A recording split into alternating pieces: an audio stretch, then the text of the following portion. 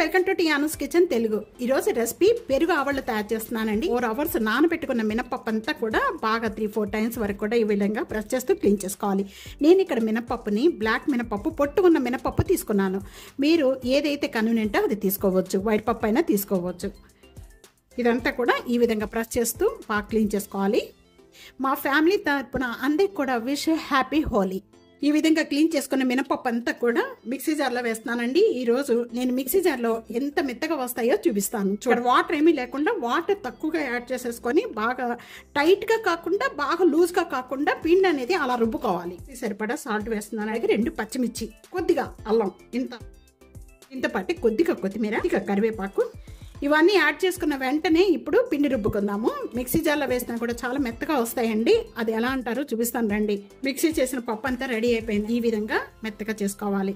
చూస్తున్నారా? ఈ విధంగా మెత్తగా చేసుకోవాలి. బౌల్లో వేసేసుకుందాం. ఈ పప్పు అంతా కూడా పప్పు అంతా ఒక బౌల్లోకి వేసేసుకున్న వెంటనే ఒకే డైరెక్షన్లో బాగా కలపండి.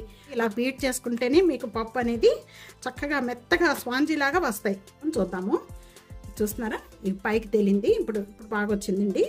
పర్ఫెక్ట్గా వచ్చిన పిండినంతా కూడా ఇప్పుడు మనకి గార్లు వేసుకోవడానికి రెడీ అయిపోయింది. 2 కప్పుల పెరుగు వేస్తున్నానండి. ఇది పుల్లటి పెరుగు కాదండి, ఫ్రెష్గా ఉండే పెరుగు తీసుకోవాలి. పెరుగు ఆవళ్ళకి చాలా బాగుంటుంది, కమ్మగా ఉంటుంది. దేంట్లో అయితే ఆవళ్ళు వేస్తామో దాంట్లో మొత్తం కూడా ఈ విధంగా బాగా కలుపుకోవాలి. ఉండలేమీ లేకుండా సాఫ్ట్ కలుపుకోవాలండి. వీలుంటే కనుక ఇలా కలుపుకోండి, లేకపోతే మిక్సీ జార్లో వేసేసుకొని ఒక తిప్పారంటే ఒకసారి ఇలా బాగా మంచిగాలాగా అయిపోతుంది. మిక్సీ జార్లో వేసేసుకొని ఇలా తిప్పేసుకోండి. ఇలా తిప్పేసేసుకొని దీంట్లో వేసేసుకోండి. బాగా పల్స్గా ఉండకూడదు, బాగా చిక్కగా ఉండకూడదండి. ఈ విధంగా ఉండాలి. టేస్ట్కి సరిపడా సాల్ట్ వేసుకోండి. తాలింపు పెట్టుకోవడానికి ప్యాన్లో 2 టేబుల్ స్పూన్ ఆయిల్ వేస్తున్నాను.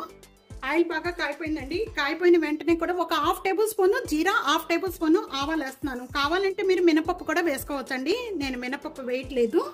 మా ఇంట్లో వాళ్ళు ఇష్టపడరండి మినపప్పు, అందుకే వేయట్లేదు. అలాగే ఇదిగోండి ఒక్క ఎండుమిర్చి, కొద్దిగా అల్లము ఇలాగ తురిమి వేసుకోండి. మధ్య మధ్యలో తగలకుండా చక్కగా ఉంటుంది. ఫ్లేమ్లో పెట్టుకొని వేయించుకోవాలి. చిన్న చిన్న పీసెస్ కట్ చేసిన కొత్తిమీర, కొద్దిగా ఇంగువ, మీకు 1/2 టేబుల్ స్పూన్ పసుపు వేస్తున్నాను. ఇలా వేయిపోయిన వెంటనే ఇక్కడ స్టవ్ బంద్ చేసేసుకొని ముందుగా మనం ప్రిపేర్ చేసుకున్న ఈ పెరుగులో ఇదంతా కూడా కలిపేసుకుందాం. చూసుకోండి, సాల్ట్ సరిపడపోతే వేసుకోవచ్చు. మనం తడి చేయటం వల్ల మనకి ఈజీగా వచ్చేస్తుందండి.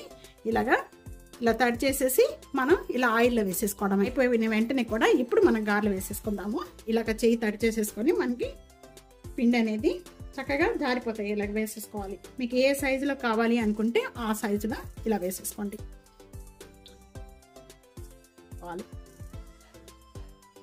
చక్కగా వేగుతాయి. అప్పుడు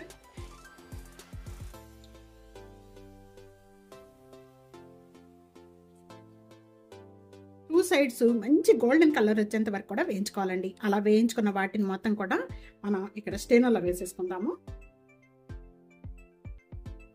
ఈ విధంగా వేయించుకోవాలి. ఇలా వేగిన వాటిని అన్నిటిని కూడా ఒక ప్లేట్లో తీసుకుందాం. మీరు ఎన్నైతే ఆవళ్ళలోకి వేస్తారో అంతవరకు గారెలు వేసేసుకోండి. ఇక్కడ మనం పెద్ద బౌల్లోకి వాటర్ తీసుకున్నాము. అలాగే పక్కన పెరుగు తాలింపు కూడా పెట్టేసుకున్నామండి. ఇప్పుడు మనం చేసిన గారెలన్నీ కూడా ఇప్పుడు మనం దీంట్లో వేసేసుకోవాలి. ఇలా వాటర్లో వేసేసుకోవాలి. ఎక్కువగా ప్రెస్ చేసేయద్దు. ఇలాగ లైట్గా ప్రెస్ చేసేసుకొని ఇలాగ మొత్తం కూడా ఈ గారెలన్నీ కూడా మన పెరుగు ఆవళ్ళకి వేసేసుకోవాలి. ప్రతిదీ కూడా ఇలాగే వేసేసుకోవాలి. చక్కగా వెళ్ళి జ్యూస్ అంతా కూడా మొత్తం పెరుగు అంతా పట్టుకుంటుంది. బాగా గట్టిగా ఉండకూడదు. పెరుగు తాలింపు అనేది గట్టిగా ఉన్నా బాగుంటుందండి. ఈ విధంగా ఉంటేనే మనకి బాగుంటుంది. ఇలాగే నైట్కి పెట్టేస్తానండి నేను. చక్కగా రేపు మార్నింగ్ కల్లా బ్రేక్ఫాస్ట్కి చక్కగా దహి వడ వేసేసుకొని బ్రేక్ఫాస్ట్ చేసేస్తారు. రేపు హోలీ కదండి, ఇంకా అంతా చాలా బిజీగా ఉంటుంది.